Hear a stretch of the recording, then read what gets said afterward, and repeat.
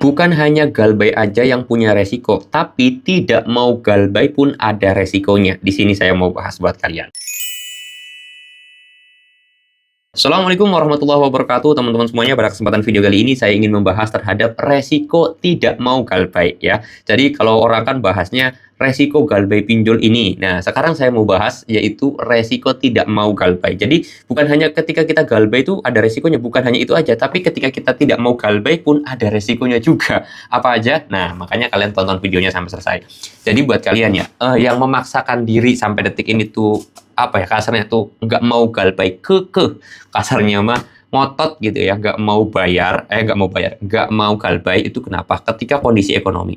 Jadi resiko tidak mau galbay padahal uang kalian udah habis, terus kemudian juga jajan kalian nggak ada, makan nggak ada, terus kemudian kalian berusaha terus bayar dengan cara gali lubang tutup lubang, itu ketahuilah, kalian pahamilah bahwa itu resikonya lebih tinggi teman-teman ya.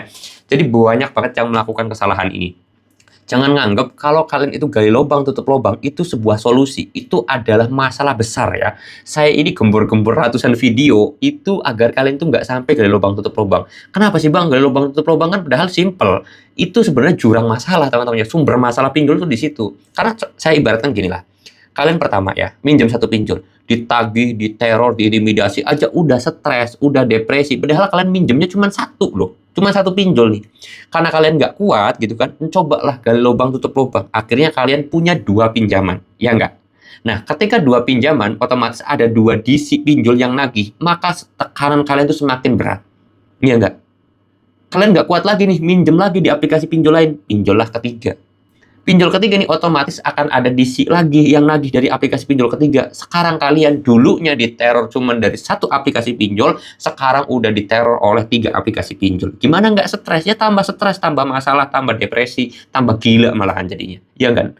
Nah, oleh sebab itu saya itu mencegah banget yang namanya gali lubang tutup lubang. Jangan sampai gali lubang tutup lubang. Jangan memaksakan diri kalau misalkan kita memang sudah tidak mampu. Jangan sok-sokan kita itu mampu gitulah. Kalau memang kita nggak mampu ya sudah kita bilang nggak mampu dan kita nggak punya duit sama sekali untuk kebutuhan hidupnya. Udah clear seperti itu. Tapi bang nanti bunganya terus berlipat ganda karena ada denda keterlambatan dan yang lain sebagainya. Itu alasan orang yang ngeyel. Kalau denda keterlambatan, bunga pinjol, itu kalau kita mau bayar nanti, itu bisa dinego ya. Kalian harus tahu, bukan hanya dipinjol sebenarnya. Kredit mobil juga sama, kredit di bank juga sama ya. Jadi memang benar, baik di bank, baik di kredit motor gitu ya, di kredit mobil, di pinjol, itu ada bunga keterlambatan. Misalkan kalian telat sehari, ada dendanya. Telat 2 hari, ada dendanya. Begitu telat sebulan juga ada dendanya. Tapi denda itu semuanya bisa dinego dan bahkan bisa dienolkan. Contoh lah gampangnya. Kalian tuh punya utangnya pokoknya 5 juta, kasarnya ya, 5 juta. Ternyata kalian belum punya duit nih. Terus gulung hutangnya sampai jadi 8 juta ya. Jadi 8 juta ya, 44 gitu. Yang gini lah.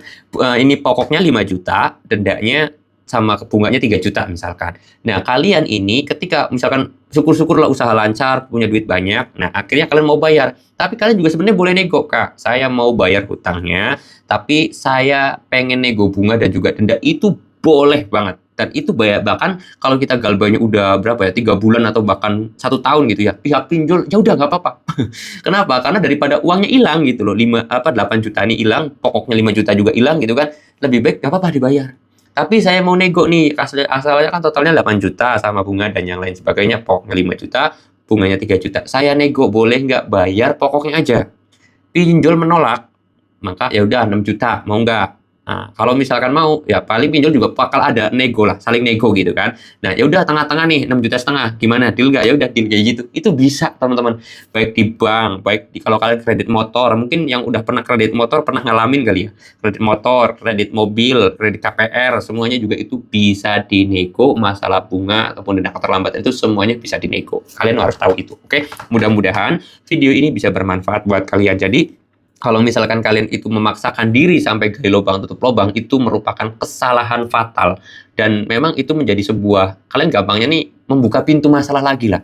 Udah bener-bener ditagih cuma satu pinjol aja, malah pengen ditagih 2 pinjol. Ya tambah stres, wajar aja. Udah ditagih 2 pinjol, gak tahan lagi, minjem lagi 3 pinjol ketiga, ditagih sama 3 DC kan. ditagih lagi sama 4, nambah lagi 5, 6, waduh, ya wajar aja kalau banyak nasabah itu yang stres, yang depresi. Sebenarnya kuncinya simpel sih, kalau misalkan kalian itu memang nggak kuat dengan teroran, ancaman, dan DC, itu ya tinggal ganti nomor HP, reset HP, selesai. Cuman kadang-kadang orang tuh sekarang tuh mentingin gengsi. Kan sayang bang, nomor saya ini nomor lama. Alah, fungsinya apa emang kalau nomor kalian nomor lama? Banyak orang penting, banyak orang hebat. Kalau omong orang hebat, banyak orang penting, kenapa mereka nggak bantu kalian pas kalian susah? Konsepnya gitu aja hidup tuh bro. Oke, jadi kalau kalian menganggap orang-orang itu penting, nomor-nomor HP kalian itu adalah orang penting, tapi kenapa mereka nggak pernah nulung kalian pada saat kalian susah? Orang yang dianggap penting kalau kata saya adalah orang yang mampu menolong saya ketika sedang susah. Kalau pas sukses dia datang itu bukan orang penting kalau kata saya. Oke, mudah-mudahan kalian bisa paham apa yang saya katakan. Kalau kalian ada pertanyaan boleh tinggal tulis saja di kolom komentar. Saya bantu dulu videonya dan kata assalamualaikum warahmatullahi wabarakatuh.